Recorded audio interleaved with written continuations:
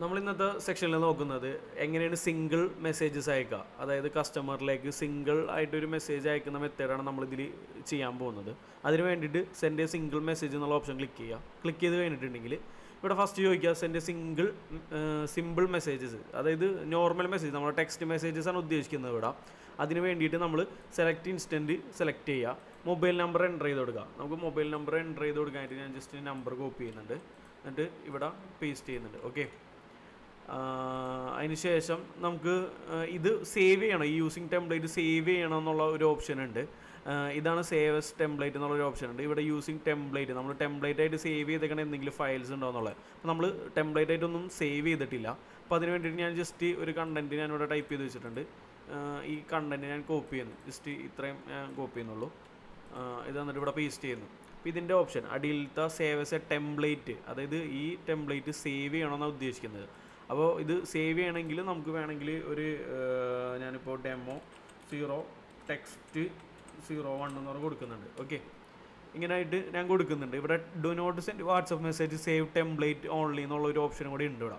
ഇങ്ങനെ ടിക്കറ്റ് കൊടുത്തിട്ട് സബ്മിറ്റ് കൊടുക്കണമെങ്കിൽ നമുക്ക് കസ്റ്റമറിലേക്ക് മെസ്സേജ് പോവില്ല, പക്ഷേ ഈ ടെംപ്ലേറ്റ്, ഈ കണ്ടൻറ്റ് സേവ് ആവും. മനസ്സിലായോ?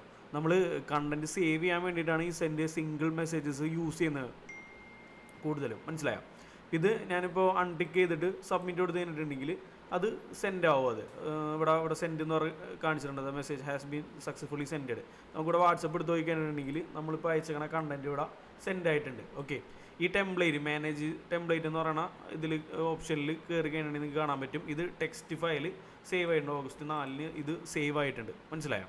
ഇങ്ങനെയാണ് നോർമൽ മെസ്സേജ് നമുക്ക് സേവ് ചെയ്യാൻ യൂസ് ചെയ്യുന്നത്, ടെംപ്ലേറ്റ് സേവ് ചെയ്യാൻ പറ്റുന്നത്. മനസ്സിലായി? ഇനി അടുത്ത ഓപ്ഷൻ എന്ന് പറയുന്നത് സെൻഡ് മെസ്സേജ് വിത്ത് മീഡിയ.